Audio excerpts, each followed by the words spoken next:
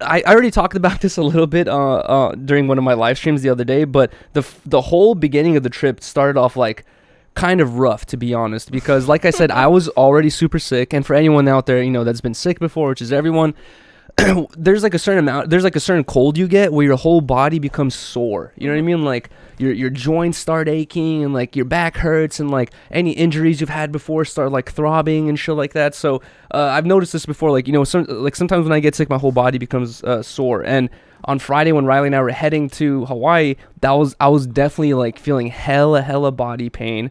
And I don't fucking take pills or anything like that. Like, I smoke weed, I guess. And we smoked weed at our apartment.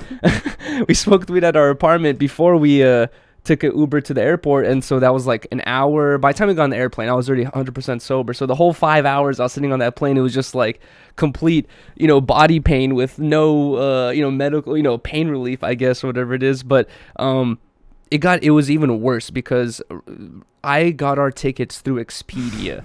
And it's not me trying to be cheapskate Yuriy, all this stuff. No, it's you didn't know. It's literally, I've never purchased plane tickets before. And then also, my mom, my whole life, anytime we've done anything, she's always like Expedia.com or one of those websites that like bundles everything and like gives you deals or whatever it is. So she's always been on that stuff. And when I told my mom I was trying to look for plane tickets, my mom was like, do Expedia, and she was sending me all these links and shit. So I ended up going through Expedia. Our first flight to Hawaii was through United Airlines, and I guess we didn't check in ahead enough of time, and Riley and I couldn't sit next to one another. Thank God we checked in when we did. Yes, because at least when Riley and I did check in, all the seats were taken. It was just a bunch of random little one seats in the middle, like, of the plane and shit. And there was these like two seats where they were on the same row, but they were not close to each other. So I was like, at least let's be in the same row. That won't be as bad. So we ended up getting those two seats, on the same row, but we're still sitting apart from one another. And Riley's seat was the window seat on the left of the plane, and my seat was like in the middle of the right side of the plane.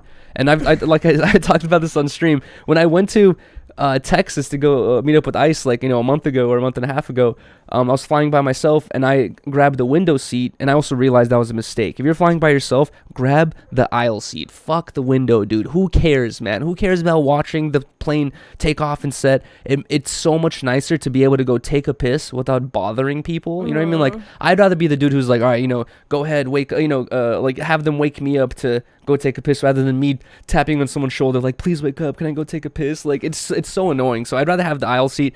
Anyways, I grabbed the window seat when I flew to Texas, and two dudes sat to the right of me, next to me, and it was two gay dudes, and those dudes were chill. They were hella nice, and they were we like at one point in the beginning of the flight, we like conversated a little bit where they were like, nice hair, like blah blah, all this stuff there, because I had just dyed my hair purple too.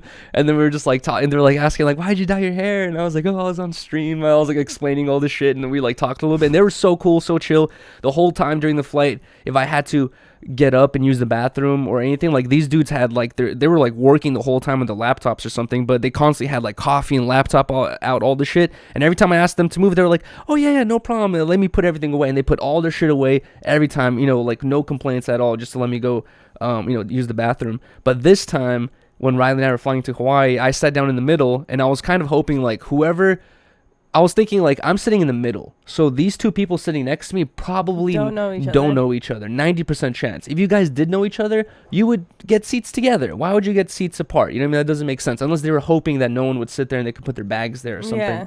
But at that point, you would still want to sit next to one another. Anyways, I sit down in the chair, and then some dude walks over, and then I'm like, yo, and I see him about to sit down next to me, and I'm like, yo, dude, I'm like, sorry, man, sorry to ask, but like my girlfriend's sitting over there. I was like, you mind switching seats with her so that, we could sit with one another? And the way he replied immediately was like, he said, he's like, that doesn't make sense for me. He's like, my boyfriend's coming right now. Like, so that doesn't make sense for me. Sorry. And like, It was like that, dude. And immediately my first interaction with this guy was like, damn, dude, like, sorry I asked that question, but why you gotta be like slightly sassy and like rude? Zesty. Yeah, zesty and rude and shit. I was like, what the fuck? He's like, doesn't make sense for me, sorry. And I was just like, all right, whatever. And then I just sat there, and I sat there for like 10 minutes before his boyfriend, quote unquote, came, and I was already thinking, I know, he took so long to come. and I was thinking, like, are they not did they not come here together? And later during the flight, I heard them talking, and no, they did not come together. This dude was like, he's like, I'm always on time, and he's like, I knew you would be late. That's why, blah blah. Like I left separately. Like all this shit. It was so much shit, dude. But I saw them kiss in the alleyway. Or the later on, yeah, bro, they were a strange couple. But anyways, I asked the dude, he said no. I sat down. His boyfriend later, like I said, 10-15 minutes later, sits down to the right of me, and then I'm thinking, they're gonna ask me like, hey man, you down to switch seats so we could sit next to one another? They didn't ask me once the whole time. I already asked this dude to switch seats. He was an asshole, so I was like, I'm not asking him again. This is his boyfriend. I just didn't even want to ask. I was like, fuck it, whatever. Hopefully they'll ask me to switch seats, and neither of them wanted to do that the whole time. And then on top of it, the dude next to me on the right, it's like a really small plane, and there's only one like little thing to rest your elbow on, and it's skinny as fuck. So I'm like sitting there like this, and I have my elbows right there. And then at one point, the dude next to me, he's like trying to sleep and has his sweater over his face, and he's doing this thing with his right hand, like he's going like this, like trying to shoo my elbow off. And I'm like looking. At first, I think he's tapping me, trying to get my attention. I look, and no, he's laid out, like shooing my elbow off. And I was like, what? I was like, hell no, dude. I was like, what the fuck? I was like, I'm asserting my dominance, dude. I'm fucking keeping my elbow right here, dude. I just like kept chilling. And then later on, like an hour later, like he had already woken up. I had my giant ass backpack in front of me, and there was like, I either had this option of keeping my feet right next to me, like in this 90-degree angle, or having my feet out. It was tight. It was super tight. But depending on, I had my bag, at my feet. So depending on where I wanted my feet, I had to like switch my bag around. And at one point, I wanted to scoot my bag forward so I could put my feet like closer to me, like and just like chill like this. And there was no space to do it. So all I had to do was like put my right foot over. I didn't even like intrude his space at all. I just put my right foot over a little bit and grab the bag, push the bag over, and then I put my foot back in. And I'm like thinking, all right, it's over, I'm fine, like this is what I wanted to do. And then he tells me, he goes, excuse me, he's like, you see this right here? Don't cross this boundary right here, blah blah blah. And he like makes this invisible wall and tells me don't cross over it. And I was like, what the fuck, dude? I was like, okay, whatever. It's like, I'm a super non-confrontational guy where I'm not gonna be like, what the fuck, dude, blah blah blah. It's just like, it's so dumb. But in my head, I was like, I feel like I'm in an episode of like Seinfeld, dude. Like, what the fuck is going on right now? Why is he tripping about me moving my bag, dude? I cannot believe you had that experience. And not only that, the whole time, like I said, my body was sore. I know. So the whole and you're in the middle. You can't lay your head dude, anywhere. exactly. I can't lay my head on either of their shoulders, and I'm like, I'm sore as fuck. Just like, like basically during that flight, I was like, bro, I cannot wait to land and go straight to our Airbnb and lay down for like an hour or two. I was like just thinking about that the whole time. And then I looked over to Riley, and she just like giggling, laughing with her fucking seat partners. I was just like, well, of course Riley gets the good experience, and I have the shitty one. Yeah, I was like, hope. So as soon as Yuri's aisle mates or row mates came through, and he asked them, I was like, okay, I'll ask the people who come to my row.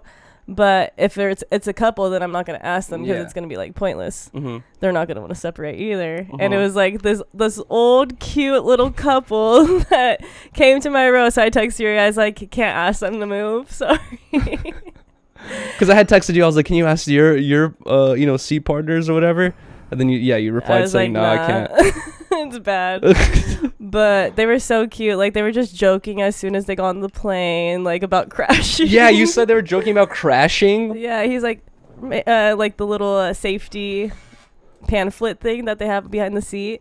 The grandpa was like, he's like, we got to read this just for when we crash. And then she just started laughing. Oh, my God, cute. Bro. What the She's like, no, I trust it. Blah, blah, blah. She kept talking to me throughout the trip, like asking me like if this is my first time going to Hawaii, how many days. Was she wondering why your boyfriend's sitting across? She's like, yeah. She's dudes? like, is your are you with your like boyfriend or partner? Because I think she saw like the other couple in the row in your row, and I was like, yeah, no, my boyfriend's in the middle over there. She's like, oh, interesting. You guys don't want to sit next to each other. All right. She's probably thinking some weird shit. Dude. Yeah. But no, she was like super sweet. She was going on like a Lux vacation though. She was going to like every island. I know, you told and they're spending 10 days on every island, which is not 10. I think 10 days throughout her whole trip. Oh, okay. Yeah, like, dude, honestly, anytime, it's always during airports, trains, and like maybe like restaurants when you start having these thoughts when you see like elderly people, maybe like 80s, 90s, and you're like have these thoughts of like, oh, I might be that age one day, I know. We're all gonna be old one day. That's what I kept thinking. And when I was like looking over at them, he's just like this old dude. Eight times out of 10 that I looked over, he was asleep. He was just like. I was gonna say the first time I had to go to the bathroom and I had to ask to like get up. He could not get out of his seat because the guy in front of him was reclined too far, and like he literally couldn't get out of his seat. He was like a tall old man. Yeah, and I was like, I felt so bad. I saw that, and I had to like tell the other guy in front. I was like, "Can you push your chair up really quick, please?" And did he? Yeah, he did. But dude, I saw that. At one point, I see Riley standing up, and I'm looking over like, oh, she has to go use the bathroom, but neither the grandma or the grandpa stand up, and Riley's just like squeezing past, and the grandpa's face is like right here, and Riley's ass is like right there, and he just like looking straight at it, and I was just like, what the hell's going on over there, dude? What the fuck? Really, he couldn't move. And then you told me, and I felt bad, but at first I was like, why is Riley just squeezing her ass in front of this dude's face, dude? What the fuck? Gramps was poor Gramps. Yeah, no.